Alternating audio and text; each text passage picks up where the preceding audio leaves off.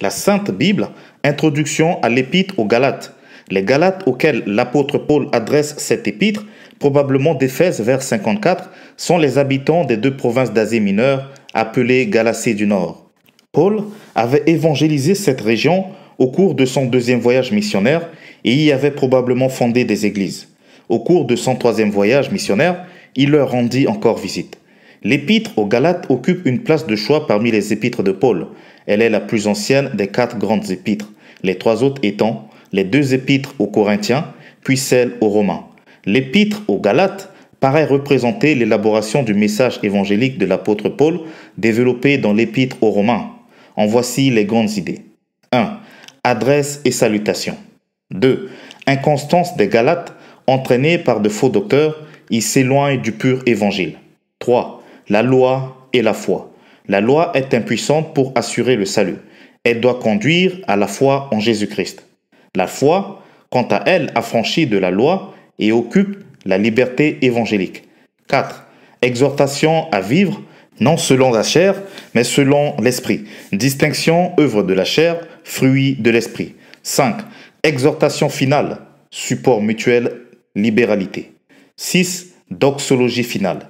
Le grand thème de l'épître aux Galates, sur lequel Paul reviendra par ailleurs dans son épître aux Romains, porte sur les rapports entre la loi et la grâce. Ce thème n'est pas un fait du hasard, puisque les épîtres traitent précisément des questions qui se posent dans les communautés.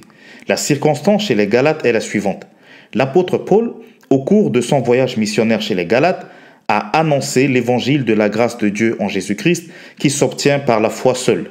Mais, après son passage, certains autres missionnaires non identifiables sont venus à leur tour annoncer un contre-message selon lequel l'évangile ne résulte pas de la grâce, mais du mérite dû à l'observation et au respect de la loi et des traditions juives comme la circoncision.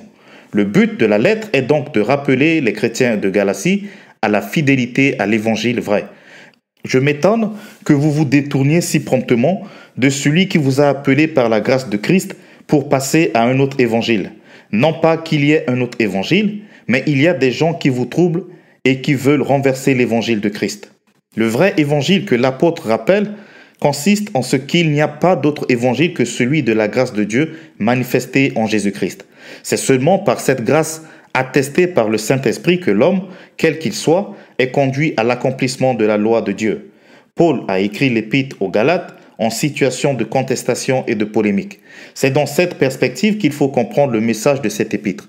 La polémique porte sur d'importants problèmes de communauté, en particulier l'opposition entre le rôle de la loi et celui de la foi dans l'économie du salut en Jésus-Christ. Paul insiste sur la thèse suivante. La foi en Christ libère des œuvres de la loi. La loi est un pédagogue qui déshonore le péché, mais elle ne le supprime pas.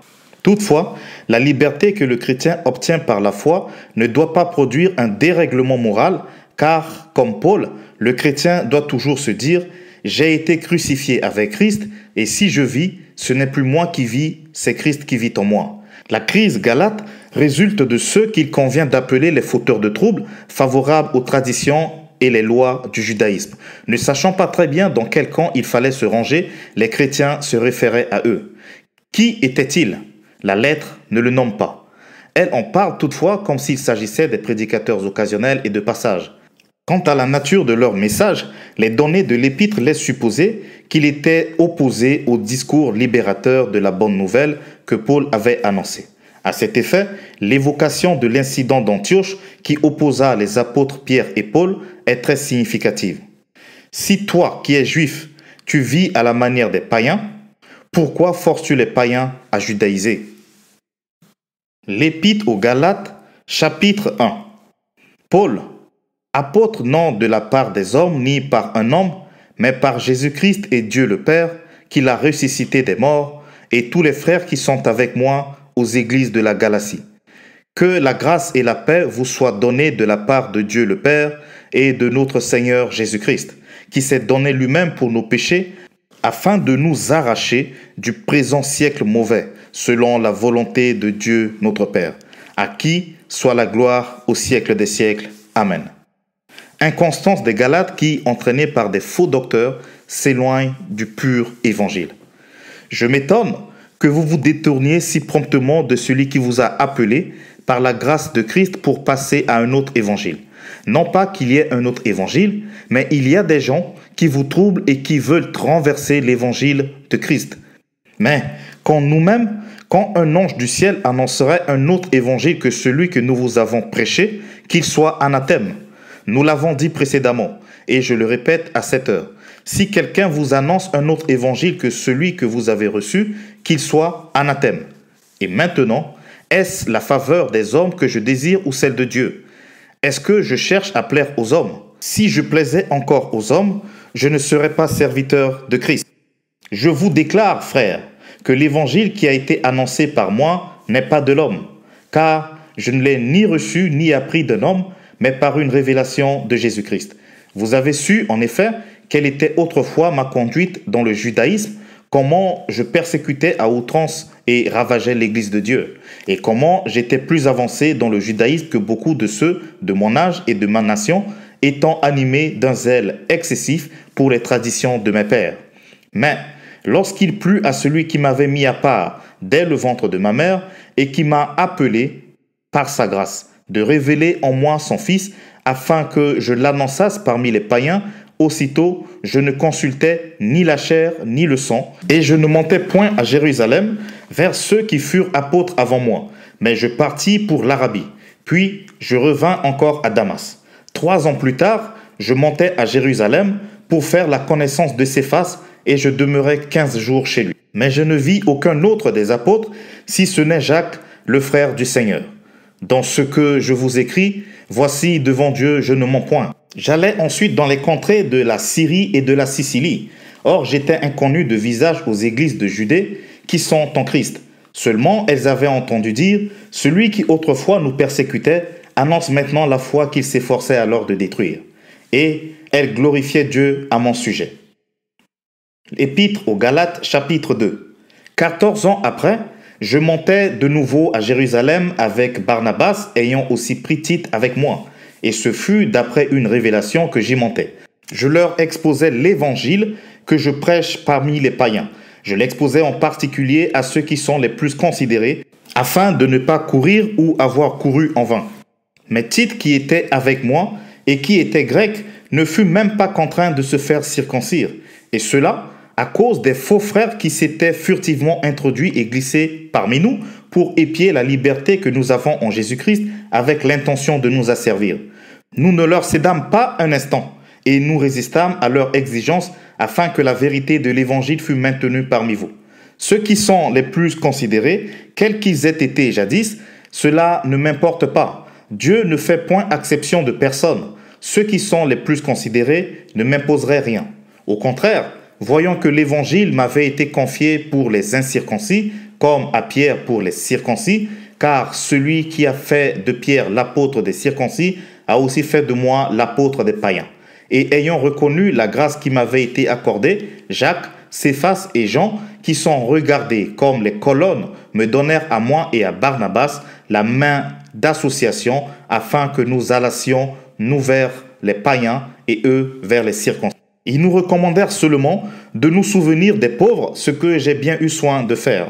Mais lorsque Céphas vint à Antioche, je lui résistai en face parce qu'il était répréhensible. En effet, avant l'arrivée de quelques personnes envoyées par Jacques, il mangeait avec les païens. Et quand elles furent venues, il s'esquiva et se tint à l'écart par crainte des circoncis. Avec lui, les autres Juifs usèrent aussi de dissimulation, en sorte que Barnabas même fut entraîné par leur hypocrisie. Voyant qu'il ne marchait pas droit selon la vérité de l'Évangile, je dis à Céphas en présence de tous, « Si toi qui es juif, tu vis à la manière des païens et non à la manière des juifs, pourquoi forces-tu les païens à judaïser? Nous sommes juifs de naissance et non pécheurs d'entre les païens. Néanmoins, que ce n'est pas par les œuvres de la loi que l'homme est justifié, mais par la foi en Jésus-Christ. Nous aussi, nous avons cru en Jésus-Christ afin d'être justifiés par la foi en Christ et non par les œuvres de la loi, parce que nulle chair ne sera justifiée par les œuvres de la loi. Mais tandis que nous cherchons à être justifiés par Christ, si nous étions aussi nous-mêmes trouvés pécheurs, Christ serait-il un ministre du péché? Loin de là. Car si je rebâtis les choses que j'ai détruites, je me constitue moi-même un transgresseur. Car c'est par la loi que je suis mort à la loi afin de vivre pour Dieu. J'ai été crucifié avec Christ. Et si je vis, ce n'est plus moi qui vis, c'est Christ qui vit en moi. Si je vis maintenant dans la chair, je vis dans la foi au Fils de Dieu, qui m'a aimé et qui s'est livré lui-même pour moi. Je ne rejette pas la grâce de Dieu, car si la justice s'obtient par la loi, Christ est donc mort en vain. Épître de Paul aux Galates, chapitre 3. Ô Galates, dépourvus de sens, qui vous a fasciné, vous aux yeux de qui Jésus-Christ a été peint comme crucifié? Voici seulement ce que je veux apprendre de vous. Est-ce par les œuvres de la loi que vous avez reçu l'Esprit ou par la prédication de la foi? Êtes-vous tellement dépourvus de sens? Après avoir commencé par l'Esprit, voulez-vous maintenant finir par la chair? Avez-vous tant souffert en vain? Si toutefois c'est en vain. Celui qui vous accorde l'Esprit et qui opère des miracles parmi vous, le fait-il donc par les œuvres de la loi ou par la prédication de la foi? Comme Abraham crut à Dieu et que cela lui fut imputé à justice, reconnaissez donc que ce sont ceux qui ont la foi qui sont fils d'Abraham. Aussi, l'Écriture, prévoyant que Dieu justifierait les païens par la foi, a d'avance annoncé cette bonne nouvelle à Abraham. Toutes les nations seront bénies en toi. De sorte que ceux qui croient sont bénis avec Abraham le croyant. Car tous ceux qui s'attachent aux œuvres de la loi sont sous la malédiction. Car il est écrit: maudit est quiconque n'observe pas tout ce qui est écrit dans le livre de la loi et ne le met pas en pratique. Et que nul ne soit justifié devant Dieu par la loi. Cela est évident, puisqu'il est écrit: le juste vivra par la foi.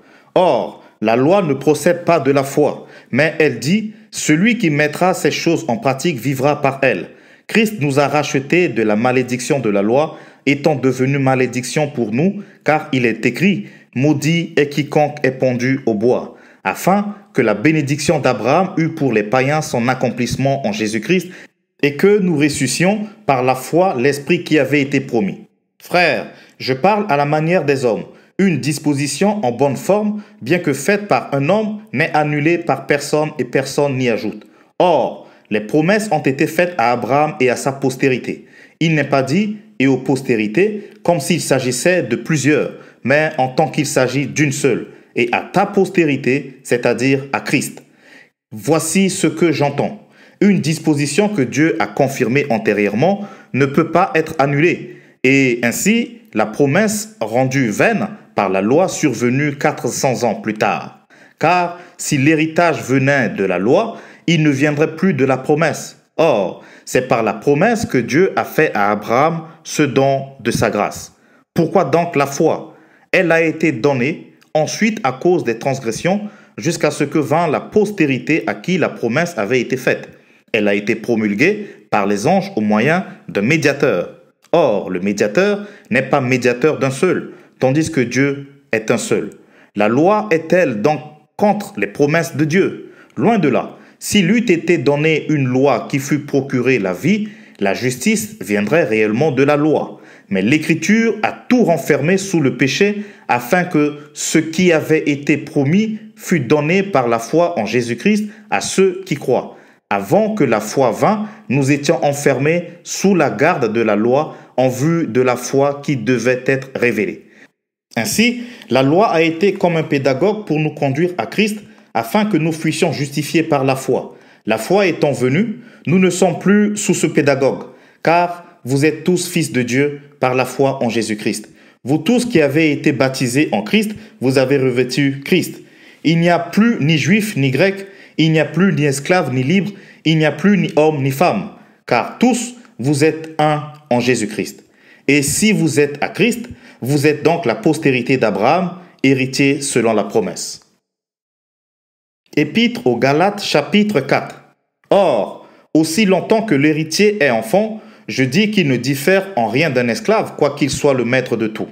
Mais il est sous des tuteurs et des administrateurs jusqu'au temps marqué par le Père. Nous aussi, de la même manière, lorsque nous étions enfants, nous étions sous l'esclavage des rudiments du monde. Mais lorsque le temps a été accompli, Dieu a envoyé son Fils, né d'une femme, né sous la loi, afin qu'il nous rachetât ceux qui étaient sous la loi, afin que nous ressuscions l'adoption. Et parce que vous êtes fils, Dieu a envoyé dans nos cœurs l'esprit de son Fils, lequel crie « Abba, Père ». Ainsi, tu n'es plus esclave, mais fils. Et si tu es fils, tu es aussi héritier par la grâce de Dieu. Autrefois, ne reconnaissant pas Dieu, vous serviez des dieux qui ne le sont pas de leur nature. Mais à présent que vous avez connu Dieu, ou plutôt que vous avez été connus de Dieu, pauvre rudiment auquel, de nouveau, vous voulez vous asservir encore. Vous observez les jours, les mois, les temps et les années. Je crains d'avoir inutilement travaillé pour vous. Soyez comme moi, car moi aussi je suis comme vous. Frères, je vous en supplie, vous ne m'avez fait aucun tort. Vous savez que ce fut à cause d'une infirmité de la chair que je vous ai pour la première fois annoncé l'Évangile. Et mis à l'épreuve par ma chair, vous n'avez témoigné ni mépris ni dégoût. Vous m'avez au contraire reçu comme un ange de Dieu, comme Jésus-Christ. Où donc est l'expression de votre bonheur? Car je vous atteste que si cela eût été possible, vous vous seriez arraché les yeux pour me les donner. Suis-je devenu votre ennemi en vous disant la vérité? Le zèle qu'ils ont pour vous n'est pas pur, mais ils veulent vous détacher de nous, afin que vous soyez zélés pour eux. Il est beau d'avoir du zèle pour ce qui est bien et en tout temps, et non pas seulement quand je suis présent parmi vous. Mes enfants, pour qui j'éprouve de nouveau les douleurs de l'enfantement, jusqu'à ce que Christ soit formé en vous. Je voudrais maintenant être auprès de vous et changer de langage, car je suis dans l'inquiétude à votre sujet. Dites-moi, vous qui voulez être sous la loi, n'entendez-vous point la loi? Car il est écrit qu'Abraham eut 2 fils, un de la femme esclave et un de la femme libre. Mais celui de l'esclave naquit selon la chair, et celui de la femme libre naquit en vertu de la promesse. Ces choses sont allégoriques, car ces femmes sont 2 alliances, l'une du mont Sinaï, enfantant pour la servitude, c'est Agar. Car Agar, c'est le mont Sinaï en Arabie, et elle correspond à la Jérusalem actuelle, qui est dans la servitude avec ses enfants. Mais la Jérusalem d'en haut est libre, c'est notre mère. Car il est écrit, « Réjouis-toi stérile, toi qui n'enfantes point. Éclate et pousse des cris, toi qui n'as pas éprouvé les douleurs de l'enfantement. Car les enfants de la délaissée seront plus nombreux que les enfants de celle qui était mariée. Pour vous, frères, comme Isaac, vous êtes enfants de la promesse. Et de même à qu'alors, celui qui était né selon la chair persécutait celui qui était né selon l'esprit. Ainsi en est-il encore maintenant. Mais que dit l'Écriture? Chasse l'esclave et son fils, car le fils de l'esclave n'héritera pas avec le fils de la femme libre. C'est pourquoi, frères, nous ne sommes pas enfants de l'esclave, mais de la femme libre. Épître aux Galates, chapitre 5. C'est pour la liberté que Christ nous a affranchis. Demeurez donc fermes et ne vous laissez pas mettre de nouveau sous le joug de la servitude. Voici, moi, Paul, je vous dis que si vous vous faites circoncire, Christ ne vous servira de rien. Et je proteste encore une fois à tout homme qui se fait circoncire, qu'il est tenu de pratiquer la loi tout entière. Vous êtes séparés de Christ, vous tous qui cherchez la justification dans la loi. Vous êtes déchus de la grâce. Pour nous, c'est de la foi que nous attendons par l'Esprit l'espérance de la justice. Car en Jésus-Christ, ni la circoncision, ni l'incirconcision n'a de la valeur, mais la foi qui est agissante par la charité. Vous couriez bien. Qui vous a arrêté pour vous empêcher d'obéir à la vérité? Cette influence ne vient pas de celui qui vous appelle. Un peu de levain fait lever toute la pâte. J'ai cette confiance en vous, dans le Seigneur, que vous ne penserez pas autrement. Mais celui qui vous trouble, quel qu'il soit, en portera la peine. Pour moi, frère, si je prêche encore la circoncision, pourquoi suis-je encore persécuté? Le scandale de la croix a donc disparu. Puisse-t-il être retranché, ceux qui mettent le trouble parmi vous? Exhortation à vivre non selon la chair, mais selon l'esprit. Frères, vous avez été appelés à la liberté. Seulement, ne faites pas de cette liberté un prétexte de vivre selon la chair.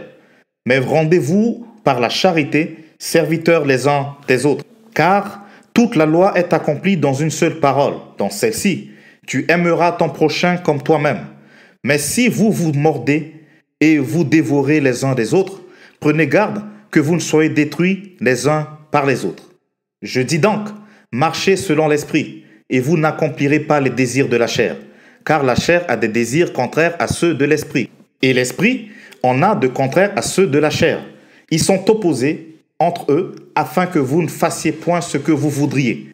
Si vous êtes conduit par l'esprit, vous n'êtes point sous la loi. Or, les œuvres de la chair sont manifestes, ce sont l'impudicité, l'impureté, la dissolution, l'idolâtrie, la magie, les inimitiés, les querelles, les jalousies, les animosités, les disputes, les divisions, les sectes, l'envie, l'ivrognerie, les excès de table et les choses semblables. Je vous dis d'avance, comme je l'ai déjà dit, que ceux qui commettent de telles choses n'hériteront point le royaume de Dieu. Mais le fruit de l'esprit, c'est l'amour, la joie, la paix, la patience, la bonté, la bénignité, la fidélité, la douceur, la tempérance. La loi n'est pas contre ces choses. Ceux qui sont à Jésus-Christ ont crucifié la chair avec ses passions et ses désirs. Si nous vivons par l'esprit, marchons aussi selon l'esprit. Ne cherchons pas une vaine gloire en nous provoquant les uns les autres, en nous portant envie les uns aux autres. L'Épître aux Galates, chapitre 6. Exhortation au support mutuel, à la libéralité, à la pratique du bien. Frères, si un homme vient à être surpris en quelque faute, vous qui êtes spirituels, redressez-le avec esprit de douceur. Prends garde à toi-même, de peur que tu ne sois aussi tenté. Portez les fardeaux les uns des autres, et vous accomplirez ainsi la loi de Christ. Si quelqu'un pense être quelque chose, quoiqu'il ne soit rien, il s'abuse lui-même. Que chacun examine ses propres œuvres, et alors il aura sujet de se glorifier pour lui seul, et non pas par rapport à autrui. Car chacun portera son propre fardeau. Que celui à qui l'on enseigne la parole fasse part de tous ses biens à celui qui l'enseigne. Ne vous y trompez pas. On ne se moque pas de Dieu. Ce qu'un homme aura semé, il le moissonnera aussi. Celui qui sème pour sa chair, moissonnera de la chair la corruption. Mais celui qui sème pour l'esprit, moissonnera de l'esprit la vie éternelle. Ne nous lassons pas de faire le bien, car nous moissonnerons au temps convenable si nous ne nous relâchons pas. Ainsi donc, pendant que nous en avons l'occasion, pratiquons le bien envers tous, et surtout envers les frères en la foi. Un dernier mot sur ceux qui imposent la circoncision. La croix de Christ, seul sujet de gloire pour l'apôtre, vœux et salutations. Voyez avec quelle grande lettre je vous ai écrit de ma propre main. Tous ceux qui veulent se rendre agréables selon la chair vous contraignent à vous faire circoncire uniquement afin de n'être pas persécutés par la croix de Christ. Car les circoncis eux-mêmes n'observent point la loi, mais ils veulent que vous soyez circoncis pour se glorifier dans votre chair.